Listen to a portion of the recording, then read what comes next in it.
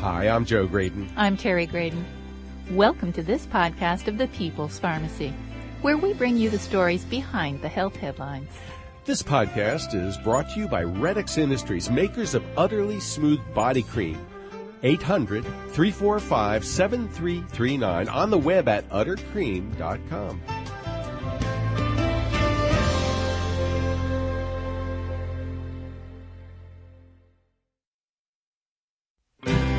Our ancestors didn't have access to modern skincare products. How did they cope with itches, infections, and other common complaints? This is the People's Pharmacy with Terry and Joe Graydon.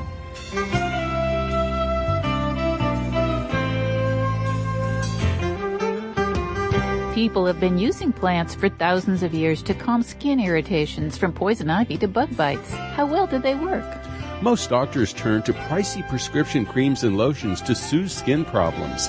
But one dermatologist has explored the power of plants to ease many of our common skin troubles. Dr. Dan Siegel was once president of the American Academy of Dermatology, so he knows what he's talking about. We'll also talk with a compounding pharmacist, Dr. David Pompey. Coming up on the People's Pharmacy, natural approaches to skin care. First, this news. In the People's Pharmacy health headlines, beet juice may be the new exercise boost athletes are seeking. It's unlikely that sports associations will ban beet juice as a performance-enhancing substance, but a small study from Korea suggests that men who drink beet juice can exercise longer before becoming tired. In this study, 14 men worked out on stationary bicycles after 2 weeks of drinking beet juice, or a nitrate-depleted beet juice placebo beverage, for 2 weeks. The exercise physiologists measured the amount of nitrate in their bloodstreams and also measured blood pressure, cardiac output, total peripheral resistance, and the function of the blood vessel lining. Beet juice improved all parameters, presumably because of the nitrate it supplied to the lining of the blood vessels. This is converted to nitric oxide, which relaxes them and makes them more flexible. By improving circulation and cardiac output, beet juice also improved performance. We've heard a lot about the benefits of the Mediterranean diet for heart disease. A new review of the research goes beyond olive oil to look at the effects of other components of a Mediterranean lifestyle on triglycerides. High levels of these blood fats predict heart disease independently of cholesterol levels. The reviewers point out that physical activity is an integral part of the Mediterranean lifestyle and has great benefit for the heart.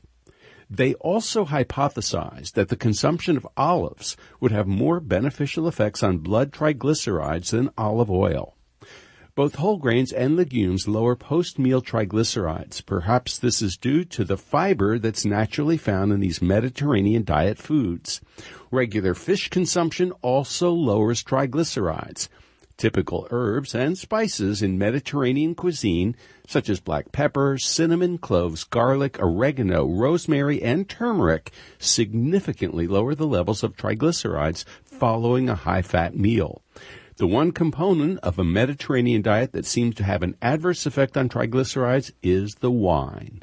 People with type 2 diabetes have to be very thoughtful about what and when they eat.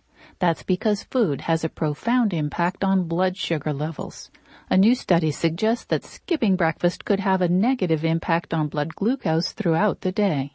The investigators recruited 12 men and 10 women for the research. They fasted overnight and then were given either 2 or 3 meals the following day, while blood glucose was monitored closely. The meals were carefully designed to provide the same number of calories at lunch and dinner each day. When patients skipped breakfast, blood sugar rose 40% higher after lunch and 25% higher after supper. The researchers don't know whether people who don't have diabetes also regulate blood glucose poorly if they skip breakfast. The insulin resistance that accompanies type 2 diabetes puts the brain at risk for Alzheimer's disease, according to a study from Wisconsin. The investigators recruited people with an average age of 60 for an Alzheimer's prevention study. They used brain scans to see how well the brains were using fuel and found that folks with insulin resistance were less efficient at burning energy in the parts of the brain first affected with Alzheimer's disease. Even before Alzheimer's disease can be diagnosed, people with insulin resistance had decreased cognitive function. Insulin resistance is increased by obesity, a sedentary lifestyle, a diet high in fructose and refined carbs, as well as certain drugs, including statins. When a drug company finds out that one of its medications caused a serious or unexpected reaction, it has 15 days to report the case to the Food and Drug Administration. How well do pharmaceutical firms perform this crucial task? A report in the JAMA Internal Medicine concludes that drug companies are not doing a very good job. They're least likely to meet the deadline when it's most important, that is, when a patient dies. This means that physicians and patients don't learn about deadly drug dangers in a timely fashion. The researchers reviewed more than 1.6 million reports of expedited adverse drug events submitted to the FDA Adverse Event Reporting System between 2004 and 2014. When a patient died, drug companies were more likely to delay their reporting. And that's the health news from the People's Pharmacy this week.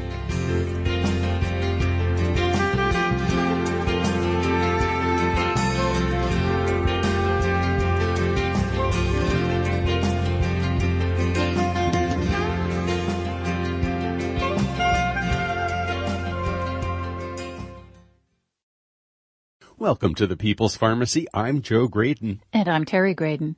Our skin is our interface with the world around us. It affects how we feel about ourselves and how others perceive us. When our skin is giving us trouble because of irritation or inflammation, we suffer. Prescription creams and lotions have become incredibly expensive. Today, we're exploring natural ways to heal many common skin problems. Our guests are Dr. Dan Siegel, clinical professor of dermatology at SUNY Stony Brook, and an enthusiastic botanist and traveler. He's a former president of the American Academy of Dermatology. We're also talking with Dr. David Pompey. He's a pharmacist with expertise in compounding and clinical research. Welcome to the People's Pharmacy, gentlemen. Terry, it's a pleasure to be back. Thank you for having me. Well, it's so nice to have two experts in the field of dermatology, one who is more familiar with the formation of the products, the other with the products themselves, but you both have expertise in botanical medicine. And I guess I'm kind of interested, how did you find this field so fascinating? I mean, this is not the sort of thing that's taught in medical or pharmacy school. So let's start with you, Dr. Siegel. How did you get interested in botanical medicines? Well, I was growing plants in my garden as a kid. We were growing tomatoes and grapes and cucumbers and radishes. So mucking around the dirt's always been a fun thing. And when I got to med school, I'm old enough to remember the days when they did teach some of that. We learned where the drugs came from. The drugs didn't simply come from the factory, but they came from plants. We got our digitalis from foxglove. We got our reserpine from Rauwolfia serpentina. That's for treating blood pressure and psychosis. And we can go on about the antibiotics that come from fungi. So there was a source in all of it other than the drugstore. And that struck me as being lost years ago when I dealt with a medical student who came in laughing at a patient who had a whole bag of things he bought in a health food store, and the student was ridiculing him. And I said, look, these are all active drugs. And he started laughing at me, too. So we had a little education session that I've formalized more and really got into this as a hobby and almost an avocation. And Dr. Pompey, my grandfather practiced pharmacy in New York City at the turn of the century. And That's the turn of the 20th century. About 100 years ago. And he probably was mixing things in a mortar and pestle, what we now refer to as a compounding pharmacist. That kind of has fallen for a while into disfavor, and pharmacy schools didn't even teach compounding, 10, 15 years ago. I think it's starting to come back. Tell us a little bit about your background and how you got interested in botanicals.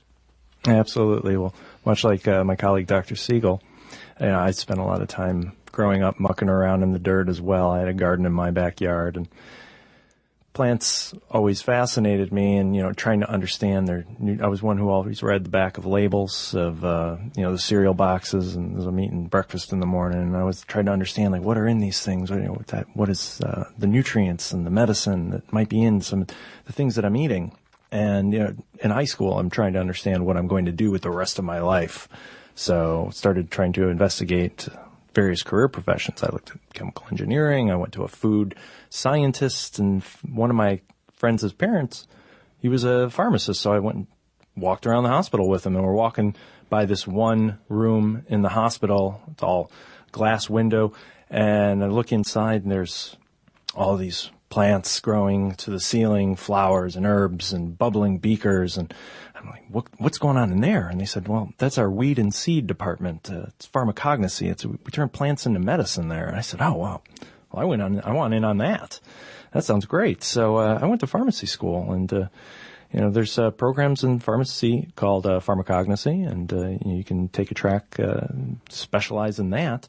And I ended up finding out about a lot of the other the people who go down into the rainforests. Was it Shaman Pharmaceuticals? Shaman arose from that. That was one of Richard F. Schulte's students who did that. Oh, yeah. Also, Mark Plotkin was his name. And, I was reading his books and understanding he'd go and talk to the shamans and learn about all the different medicines that come from plants.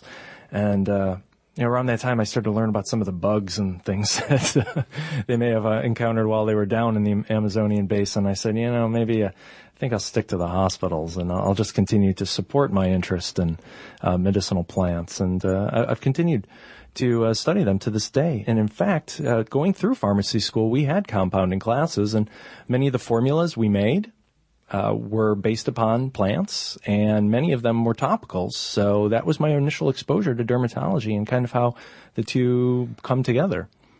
Now, we understand that some of the botanical medicines that you might be encountering have a really long history. You want to tell us about some of them? For example, aloe vera? Oh, aloe. Aloe goes back thousands of years. I believe that was one of the plants that was used in preparing Christ's body after they took him down from the cross.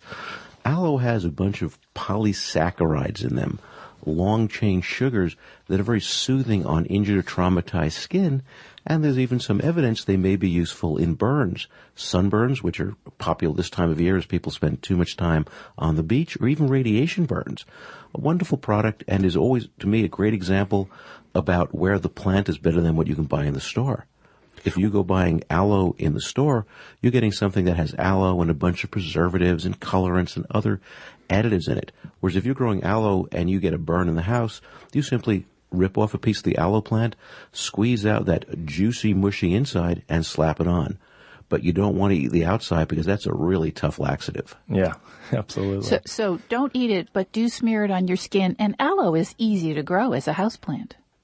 Very simple. It's one of those things my mother couldn't kill growing up. Nothing kills it. Now, Dr. Siegel, you just said something that's heretical to dermatologists, and that is, you mentioned the S word, sunburn. So sunburn is something that we're supposed to prevent. And yet, every once in a while, as you pointed out, somebody will get a sunburn. And I'm just wondering if there are any other natural products that can ease the discomfort associated with a sunburn. And I'd like to turn to Dr. Pompey for some description of jojoba oil, because we see it all over the place in topical products. It's spelled a kind of funny way for Americans to pronounce, Jojoba. What is it? Where does it come from? And does it really do anything? Well, jojoba oil, with a couple J's in there, is Simonuntia chinensis, and it is a moisturizer that's used after sunburns. It's great as a topical application because it can also act as a sebum substitute. Now, historically, there were other oils that were used, and I think they were animal-based historically, and jojoba oil became a natural substitute for some of the early products that were used. That's right, Dr. Pompey. Whale oil was the one that was used, and we don't like to go clubbing and spearing and killing whales. And what's very neat, we speak of jojoba oil because it's usually a clear to yellowish oily product, but the reality is it's not really even an oil. It's a liquid wax, which makes it very, very unusual. What about something called shea butter? S-H-E-A. It's in all kinds of stuff. I've been told that it too has some anti-inflammatory activity and might even have some sunscreen activity. Shea butter is a wonderful product. I keep a 5-gallon jar of this I buy in bulk around the house, and I use it to compound with other things. It's very thick. It's almost rigid when it's cool. It doesn't spread very well. But when you warm it up or you mix it with other products, such as jojoba wax or olive oil or safflower oil, it makes a marvelous thick moisturizer. And this has some natural sunscreening capability. It's not very high. It's maybe a 3 to 5 depending on the batch, but it is very soothing. It has anti-inflammatory effects, and almost no one's allergic to it. In fact, when you buy shea butter, there are usually warning signs on it saying this has been processed in a plant that makes nuts, because it does come from a nut that is found in Africa, but it doesn't tend to cross-react with peanuts, and people with peanut allergy, in my experience, have used it safely, but I wouldn't recommend it to everyone since I don't want to create a lawsuit for anybody of the four of us on this conversation. There have been some intriguing studies suggesting that people can get some skin protection with things that they eat. There was one study with lycopene. The subjects were fair-skinned British women. There was another study with cocoa flavanols. Have you all been looking at that research? There are a number of antioxidants taken orally that may have some sun protective effects. And there are different mechanisms that may explain how they work. Some are antioxidants that will scavenge cells that are damaged and keep those damaged cells from sort of bouncing back and proliferating abnormally. Others may actually minimize some of the damage by creating a true sun-blocking effect, depending whether they're being put on the skin or being taken orally. I mean, flavonoids such as green tea or cocoa tend to be consumed most of the time, and those probably play a bigger role in the repair mechanism. And along the lines with those, there are other plants that do the same thing, even Polypodium leucotomus, which is really the hot one right now if we look at what is being done with regard to oral sunscreens. Polypodium leucotomus, the name poly meaning many, podium many feet, and leucotomus, it has a white underside to the leaves, is a fern that's very common in Central and South America. And this product can be extracted and concentrated and seems to have a very good sunscreen effect, maybe in the range of 4 to 5 if taken at off one of the recommended dietary supplement doses. But the effect on sun damage seems to be greater. And it may be because some of the antioxidants are having other positive benefits that haven't been fully elaborated. You're listening to Dr. Dan Siegel. He's a clinical professor of dermatology at SUNY Stony Brook. He's also an enthusiastic botanist and traveler.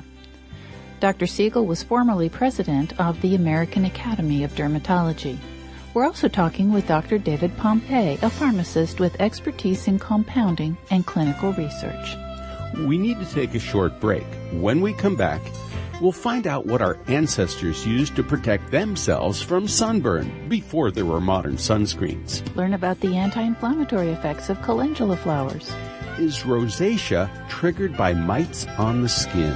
Are there natural ways to keep chiggers and other bugs from biting? We'll also learn about using natural products like indigo and turmeric to treat psoriasis.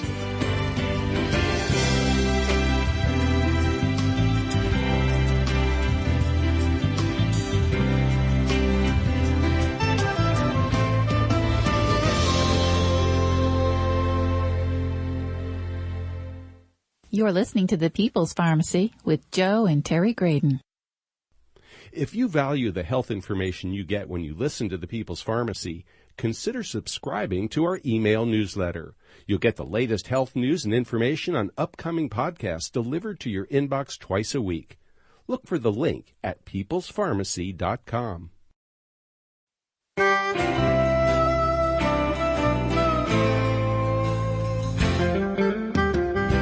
Welcome back to The People's Pharmacy. I'm Terry Graydon. And I'm Joe Graydon. The People's Pharmacy is made possible in part by Red X Industries, makers of utterly smooth creams and lotions that deeply moisturize to make dry skin feel soft and smooth. The The number's 800-345-7339, online at uttercream.com.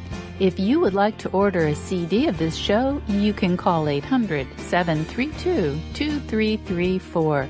This is show number 1001. That number again, 800-732-2334, or you can place the order online at peoplespharmacy.com. Today on the People's Pharmacy, we're exploring natural approaches to skin care. What did our ancestors do before there were SPF 50 sunscreens, topical antibiotics, and antifungal agents, and corticosteroid creams? Our guests are Dr. Dan Siegel, clinical professor of dermatology at the State University of New York, Stony Brook. He's a former president of the American Academy of Dermatology. We're also talking with Dr. David Pompey. He's a pharmacist with expertise in compounding research. Dr. Pompey, Dr. Siegel, we were just talking a little bit about sunburn, and obviously, we've only had sunscreens that are really effective for the last couple of decades. What did our ancestors do 100 years ago, 500 years ago, when they were out there being exposed to ultraviolet radiation and knowing it was going to cause a bad sunburn? Sailors out there in the middle of the ocean. Were there any things that were actually helpful besides a hat and protective clothing? Well, one thing they all had back then was a tendency to die early. We were probably genetically designed, tens of millions of years ago to reach our teens, reproduce, help the next generation get out of the house and become self-supporting, and then we would die. Sort of nature's way of recycling. I think most of the problems with sun as we see them really began in the age of exploration, the 15, 16, 1700s. Because before then, if you were predominantly dark-skinned, you were in a sunny climate, your natural pigment protected you.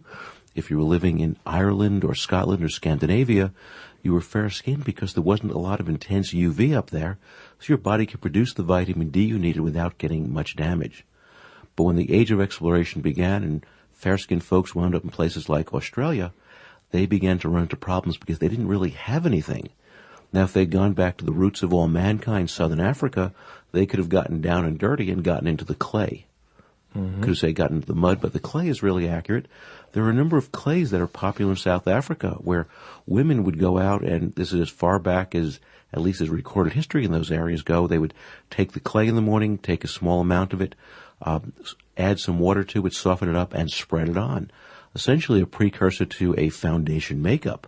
And those clays are very good at either absorbing the ultraviolet light or reflecting it back. And they would get SPFs anywhere from 5 or 6 up to 10 or 12. And if you're dark complected to start with, that's really all you might need. It sounds like a very early form of the sunscreens that we have today that have titanium dioxide or zinc. Or zinc, yeah. Oh, absolutely. I mean, and the Africans call this red clay. The name, I believe, was Imbovu. I may not be correctly pronouncing it. I don't have all the clicks and things on the African tongues down right. But it works well. It's very inexpensive. You don't need to travel far. It's something that's very common. You dig below the earth in an area a few inches down, and some of it is there. And it's very effective, and unlike what we have with some of the zinc and titanium products, no worry about nanoparticles getting into the skin. Mm-hmm. These were a lot larger, coarser particles, but they did their job covering up. Probably because they were dug from a couple of inches down as well, there was probably a slightly cooling effect as well.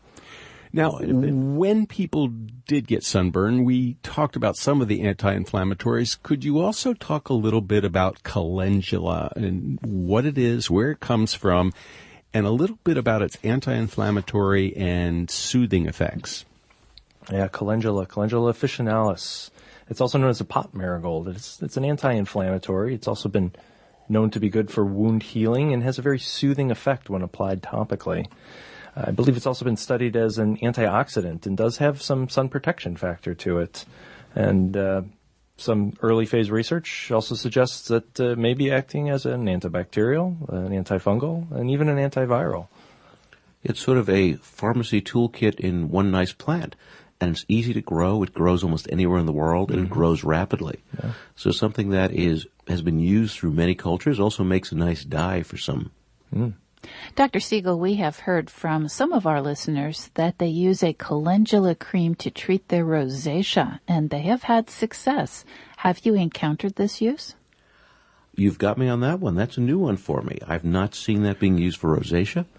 I have seen people try to use that on legs, claiming it might help varicose veins, and so there may be something to it having some vasoconstrictive or anti-angiogenic effect, but I'd love to hear more about that. Well, speaking of rosacea, what the heck is it? We've been hearing lately that there may be an infectious nature, not that you can catch rosacea from somebody, but that there may be a mite, M-I-T-E, a mite that is contributing to it. And I think sometimes dermatologists actually use antibacterial products that are prescribed that are fairly pricey in order to control this mite. So could it be that calendula has some sort of anti-mite activity?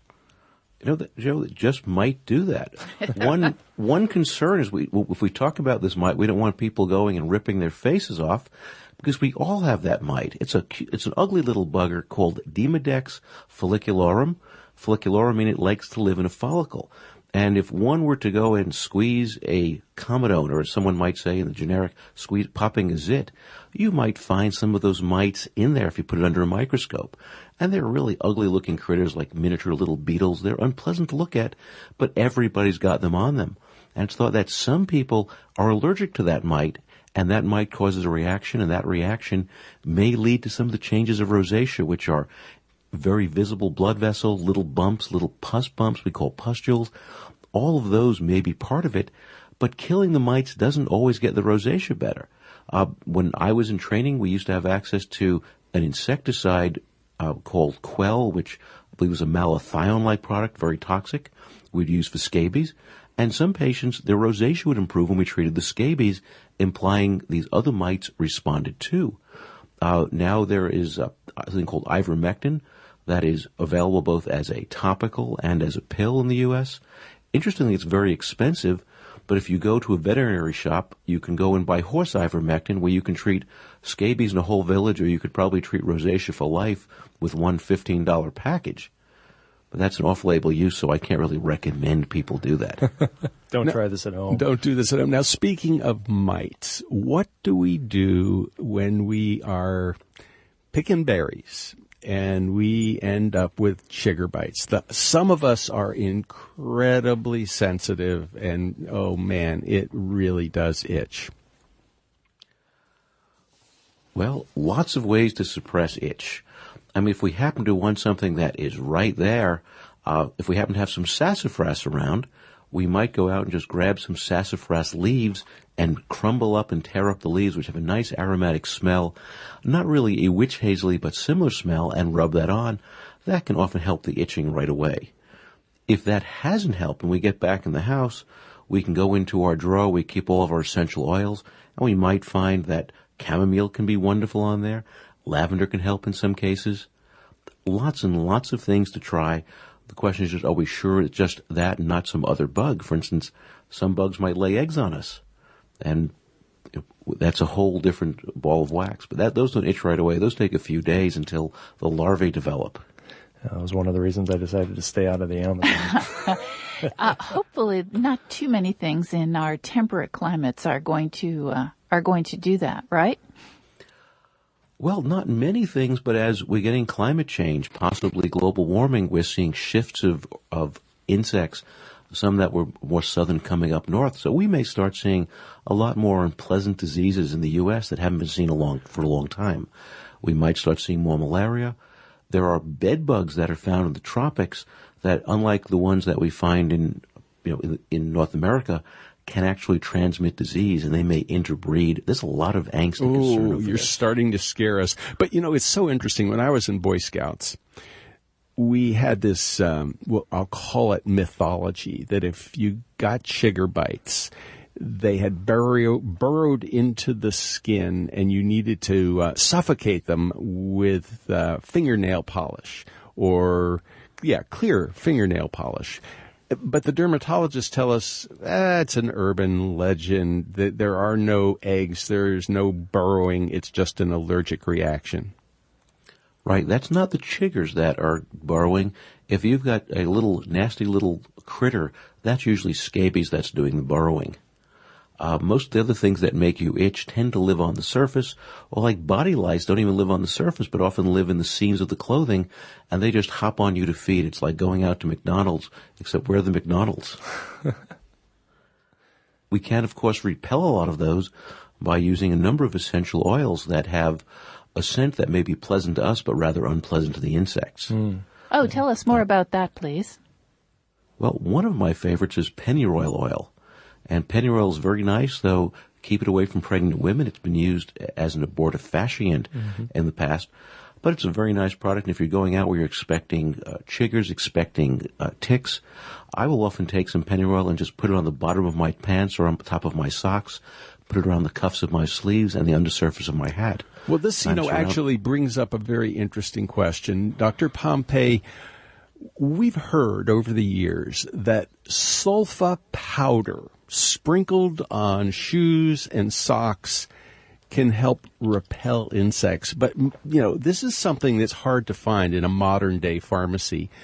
Tell us a little bit about what is it, this sulfur powder stuff that actually seems to be a repellent? I wonder about that. I'm not so familiar with that as a treatment. I'm thinking, is that something to do with it smelling similar to fire, and fire seems to propel mosquitoes and such. I'm thinking about what else we could possibly use to try and work as a natural bug repellent. Dr. Siegel, any thoughts on that? Well, sulfur does seem to repel a bunch of insects. It's been used out for, frightening away ticks outdoors. But I'm not sure if people use it that much anymore. It's something you can't really find in most pharmacies on there. It can cause respiratory problems if you inhale it. Sulfur can be pretty noxious. Though compared to some of the chemicals, the synthetics we put on, it may not be a whole lot worse. I mean, you can use it in the garden to just mix in with the soil, but I'm not sure I want to go slathering that on my skin. Dr. Siegel, I wonder if you could just explain a little bit, what is psoriasis? And perhaps also, are there any natural ways to ease its symptoms? Psoriasis is a disease where the skin turns over too rapidly. Normally, from the bottom of your epidermis till the time a cell sheds off invisibly into your bed, your bath, or your clothing is about a month.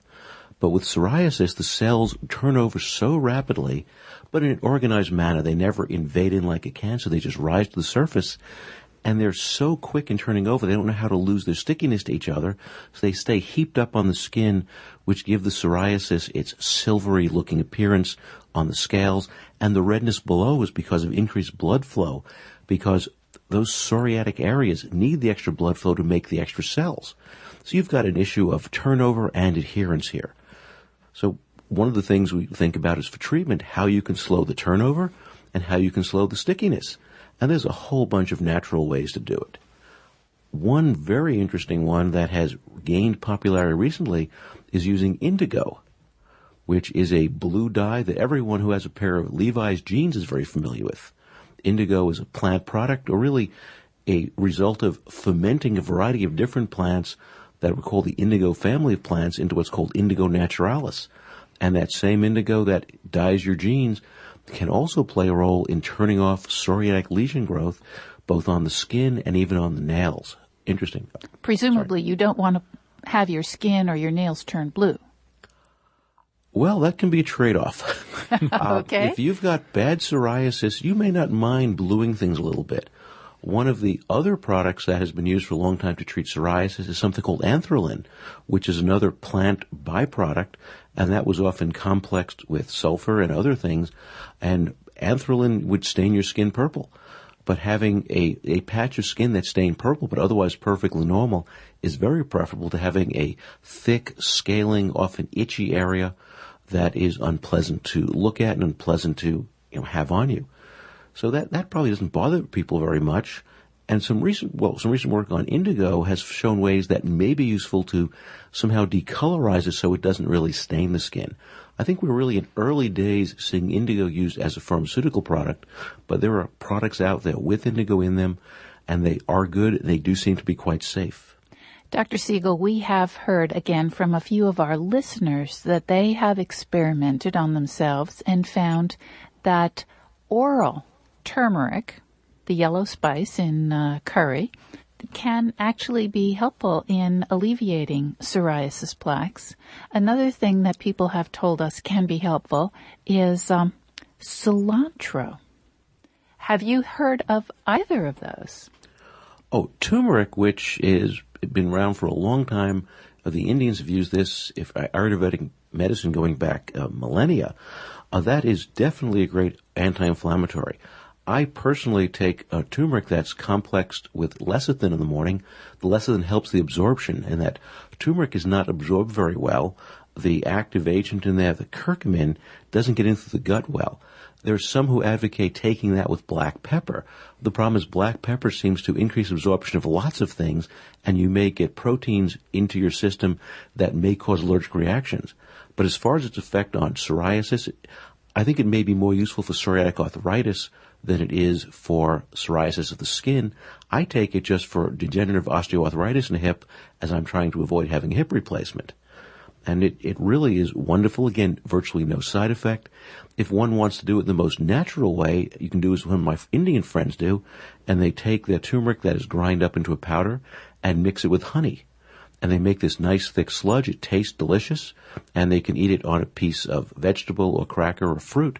That's a nice way of getting it into your system if you want to go with that route. And talk about a medical food there.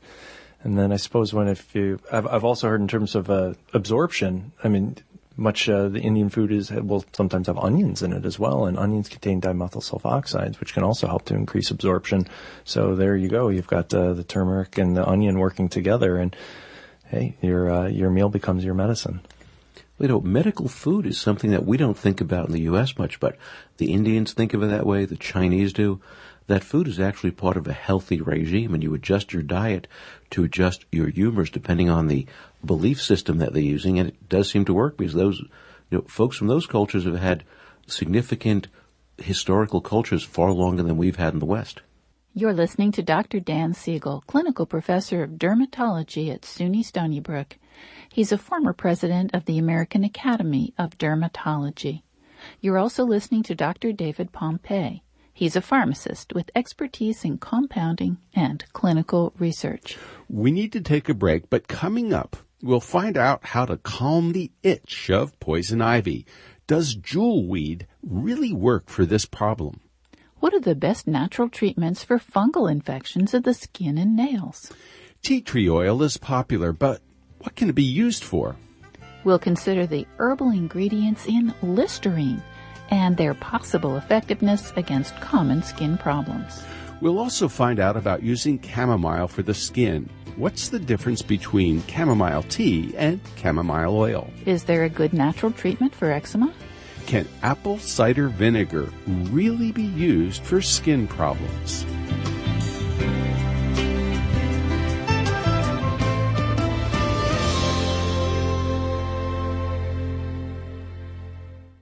You're listening to The People's Pharmacy with Joe and Terry Graydon.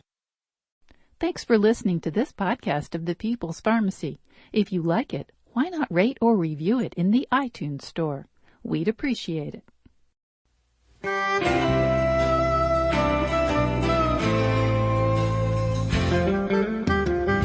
Welcome back to The People's Pharmacy. I'm Terry Graydon. And I'm Joe Graydon. The People's Pharmacy is brought to you in part by Redix Industries, makers of utterly smooth foot cream with shea butter, helping dry, cracked feet feel soft and smooth. The number's 800-345-7339. The website is uttercream.com. If you'd like to order a CD of today's show or any other People's Pharmacy broadcast, you can call 800-732-2334. Show is number 1001. That number again, 800-732-2334, or place the order online at peoplespharmacy.com. We're talking about botanical medicines in your skin. For thousands of years, our forebears relied on Mother Nature to soothe their skin problems. What can we learn from their experience? Our guests are Dr. Dan Siegel and Dr. David Pompey. Dr. Siegel is a clinical professor of dermatology at the State University of New York at Stony Brook. He is a former president of the American Academy of Dermatology. Dr. Pompey is a pharmacist with expertise in compounding and clinical research. What do you do for the itch of poison ivy? We've heard from a number of herbalists that jewelweed might be beneficial. Jewelweed is one of those fascinating plants that seems to grow around poison ivy. In my local experience on Long Island, anywhere there's a ditch with drainage is a little moist, the jewelweed's there right with the poison ivy. Unfortunately, last summer when Dr. Pompey and I were out harvesting sassafras roots to make root beer, just for a moment I had pulled off my gloves to go and get some beer and cool off and forgot to put them on when we came back. In that brief exposure, I was covered with poison ivy. If I had known at the time rather than knowing a day later, I would have grabbed a bunch of jewelweed and just mashed it up and just started rubbing it on the area, and there's a good chance I would have abated the effect of the poison ivy. And the jewelweed's interesting. It's not because it's such a jewel for treating poison ivy, but rather because as it gets the morning dew on it, the way the surface of the plant reacts with the water, it has this iridescence, looks like little tiny diamonds speckling along the plant. And has these lovely yellow flowers. It's hard to miss. And the flower, you see this almost everywhere, at least on Long Island, where there's poison ivy growing. There's jewelweed right there. Is there anything else that might be useful against poison ivy, except, obviously, you want to stay away from the poison ivy? An ounce of prevention is worth a pound of cure. But if you do get into poison ivy, one of the first things you can do if you think you've gotten in is, get inside, get out of your clothing, on the way to the bathroom, drop your clothing in the washing machine, and run it through. Just one cycle with soap will clear it out. And then get into your shower, lather up, and wash it away. Because the oil that comes from the poison ivy that contains urushiol, which is a very strong sensitizing agent, can be removed before it absorbs. There are some products on the market that let you put a blockade on. Some contain clay or other ingredients to actually physically block the poison ivy oil from getting on you. But in my own experience, I'm not as enthusiastic about those as getting out of those clothing on the first thought that I might have gotten into the poison ivy. During the summer, people are often in sandals, and they're also sweating. It's hot, it's humid. Fungal infections of both the nails and the skin are very common as the temperature gets hotter and hotter. And I'm just wondering, Dr. Pompey, if you've ever heard of something called tea tree oil and what it might be beneficial for. Tea tree oil is something that has been used as a broad-spectrum anti-infective, but one needs to watch and be mindful because it also has a high allergenic potential as well. So it would be best to approach the use of tea tree oil with just use a little bit, see how if it sensitizes the area, and then approach the additional use of it from there. In the dermatology literature, there's a lot of discussion of tea tree oil not being a problem when you get a fresh bottle. It's just come out of a distillery. It's actually distilled from wood and leaves of the Melaleuca plant. And if you get that fresh, it tends to not cause allergy problems. But once you've opened that bottle, maybe forgot to close it, it starts to oxidize and then becomes a really, really nasty sort of product and give you a poison ivy type of rash. So one must be careful, but it does work well. And when we look at the medical world, there's a concept of something called evidence-based medicine where they do clinical trials comparing a drug to a placebo. And that's not done with a lot of diseases such as acne. It's often compared one to another. And it's interesting, one of the few drugs that's been shown to be better in trials, tea tree oil has been found to be better than placebo, which can't be said for many of the other medications we use that simply get compared to other medications. So it's an intriguing plant, and again, there are many similar essential oils like eucalyptus oil, similar to tea tree in many ways, also antibacterial. And eucalyptus oil is, we can segue back to all those things that get on your feet like fungus and bacterial infections. We find eucalyptus in Listerine, which I know is a popular home remedy for many people. Absolutely. And in fact, we hear from a lot of people that soaking feet in a Listerine solution can help with athlete's foot, can help with nail fungus. People use Listerine for lots and lots of skin conditions. Well, in fact, Dr. Pompey, if you go back about 30, 40, 50 years, you will find advertisements for Listerine against something called infectious dandruff. Oh, it sounds so scary.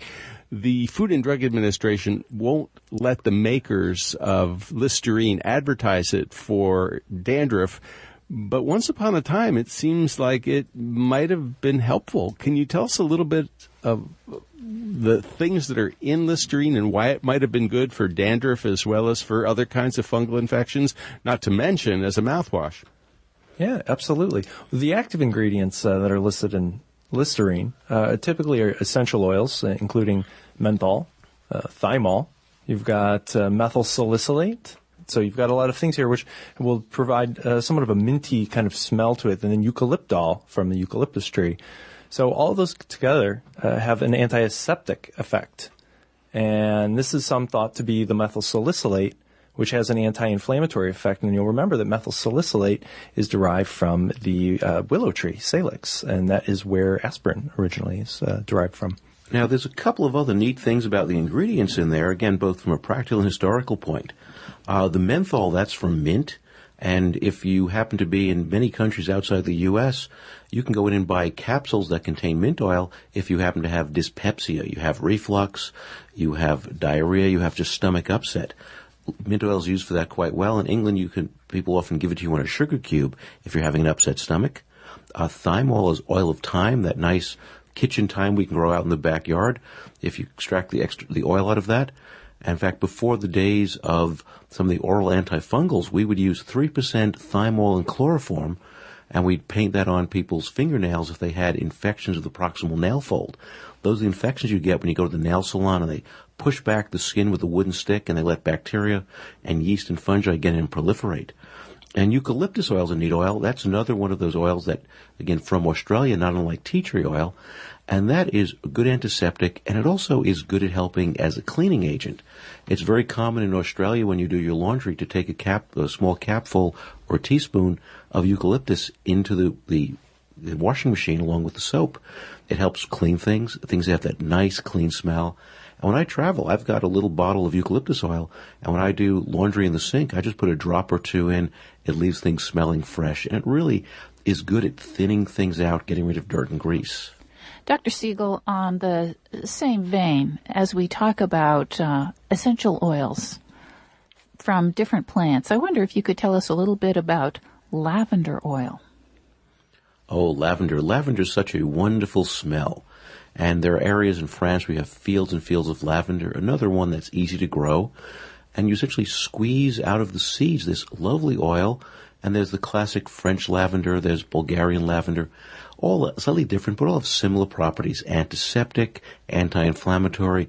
And lavender is one of the few essential oils that you can put directly on the skin in its pure form with almost no toxicity to it. So lavender has many uses there. Lavender also serves a nice purpose if you have a hard time getting to sleep. A little dab of lavender oil on your pillow might help you go to sleep better. There's something about the olfactory sense of it that is soothing and relaxing. And when you think about the distance from the periphery to the brain, something in your nose right into the brain, it's one of the shortest distances out there. It's not like something traveling up from your toe or your finger. It's a very, very quick transit time. And a little lavender oil on the pillow, maybe a little chamomile. It's a wonderful way to go to sleep at night. Dr. Siegel, you've mentioned chamomile as a way to also, along with lavender, help people feel relaxed and calm. Now, is that the essential oil, or is that like an aqueous extract that you might find in chamomile tea?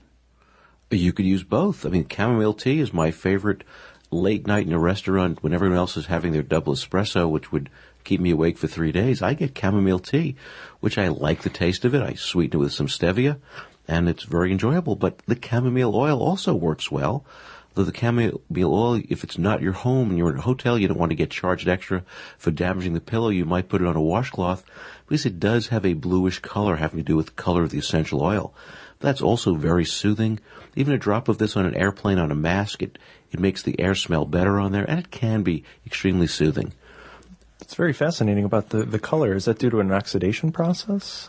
I think it's actually one of the inherent colors in the oil. I believe it's azurescent or some azure something. I'm blanking. I think it's azulicin, and azulicin, right? The bisobolol is also one of those chamomile compounds that I think is also light blue naturally. Wow. Does it have dermatologic applications? Oh, absolutely. In fact, bisobolol is used as part of the preservative structure in many moisturizers. I think some of the well-known ones like Aquaphor or Eucerin have it. It has a lot of use. Allergy is pretty uncommon, though some people who are allergic to ragweed may cross-react with it. Now, I would like to ask a couple of dermatology questions, if I may, please. Eczema, atopic dermatitis, very common. What sorts of remedies do you have to make eczema less troublesome? Well, I believe one we've already mentioned, chamomile. Chamomile's one. Evening primrose oil is another. That's a controversial one because some studies have used it topically. No one argues that any of the oils, evening primrose, safflower, sunflower, are all good emollients. But there was a big buzz back in the 90s about evening primrose oil orally, and it seemed to work in some but not in others. But lots of oils that are high in linoleic and linolenic acid are very good. Hemp oil also, all very safe, all good food products, and they may help recapitulate the barrier. So eczema is often called the itch that rashes. Some people believe the itch comes first, and the response to the itch, the scratching, leads to the typical lesions that develop. So if you can control the itch by controlling moisture loss, maintaining the barrier, you may well do better than those who aren't doing the same. Is there anything we can do to treat minor skin infections? You know, if you've been out working in the garden and you scratch something and now all of a sudden it's starting to turn red and look a little inflamed, what would be the best thing to do, assuming it's not a serious infection that requires an antibiotic? I guess it depends where my backyard is. If I were in South America, I might go looking for an uno de gato tree or one of the dragon blood type trees. And I would poke a little hole in it and I'd get some of the red resin dripping out, which is antibacterial, and might create a natural Band-Aid. If, on the other hand, I've been listening to this episode of the People's Pharmacy, I might go and grab that bottle of lavender oil. I might smear some of that on. I might take some of the tea tree oil. A lot of choices out there. If you don't have those, you can take even some of the Listerine. There are a lot of things that are good and antibacterial that are natural and safe. Dr. Pompey, can you tell us a little bit about the history of cantharidin against, well, things like warts, for example? That's a fascinating story. So cantharidin is a vesicant. It's a compound which is found and produced by the Coleoptera family of beetles.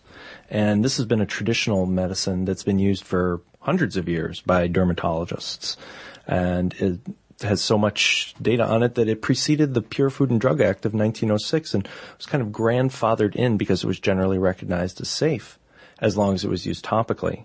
Now, because historically it was used as an aphrodisiac, an abortifacient, and it's a veterinary diuretic. In fact, it was the Marquis de Sade that was known to administer it to friends of his. And now that it's used topically, it is used as a blistering agent. And so it's very effective in the treatment of molluscum and verruca vulgaris. However, in 1951, when the FDA updated its requirements for clinical data for compounds to be marketed, essentially, they required efficacy studies to be conducted in addition to safety studies. And so manufacturers at the time who were taking an extract, basically dumping a whole bunch of beetles into a jar and filling it with alcohol and extracting the alkaloid, which causes the vesicant reaction, the manufacturer said, you know what, we're not going to do these tests. And so at that point, the FDA said, all right, well, we're going to pull this off the market then. And so for decades, this was a very difficult compound for people to get, despite a general frustration, because it was something that worked very well as an alternative to things such as liquid nitrogen. Several decades went by, and during, I believe it was about the 80s or 90s, it kind of got re-regulated. People would get it from compounding pharmacies. People would get it from Canada, where it is approved for the treatment of warts. And there's research going on now that is trying to get this product back to market in hopes that it can once again become a therapeutic option for dermatologists to treat verruca vulgaris and molluscum contagiosum. All right, now, verruca vulgaris, warts? Common warts. Okay. Finally, Dr. Pompey, tell us a little bit about apple cider vinegar. It has such a history with grandparents and parents as a home remedy. What's it good for? Well, this is a classic home remedy. It's been used for all kinds of things, such as to support weight loss, for inducing satiety. It contains chromium, which may alter insulin levels. So it's important that people with diabetes should consult with their physician prior to using this. But, in more controlled conditions, this is something that you can buy at the store. You can mix in a little water. It can be used as an antiseptic, but it's absolutely safe to use, and it tastes great, and available nationwide. Dr. David Pompey, Dr. Dan Siegel, thank you both so much for talking with us on the People's Pharmacy today. It's been a pleasure being here with you both, Joe and Terry. Thank you very much. You've been listening to Dr. Dan Siegel, clinical professor of dermatology at SUNY Stony Brook and an enthusiastic botanist and traveler. He's a former president of the American Academy of Dermatology, and we also spoke with Dr. David Pompey, a pharmacist with expertise in compounding and clinical research. Lynn Siegel produced today's show. Al Wadarski engineers the program. Dave Graydon edits our interviews. The People's Pharmacy is produced at the studios of North Carolina Public Radio, WUNC. The People's Pharmacy theme music is by B.J. Liederman. The People's Pharmacy is made possible by Red X Industries, makers of Utterly Smooth Extra Care 20 Cream with 20% urea for extra skin protection. The number's 800-345-7339, online at uttercream.com. If you would like to order a CD of today's show or any other People's Pharmacy broadcast, you can call 800-732-2334. Today's show is number 1001. That number again is 800-732-2334. You can also find it on our website, peoplespharmacy.com. When you visit our site, you can check out prescription drugs, herbal medicines, and home remedies. You can also share your own experience and thoughts on today's show. Why not sign up for our free online newsletter or the free podcast of the show? Never miss another People's Pharmacy program, and you can share it with a friend. It's all there at peoplespharmacy.com. In Durham, North Carolina, I'm Joe Graydon. And I'm Terry Graydon. Thanks very much for listening today, and please do join us again next week.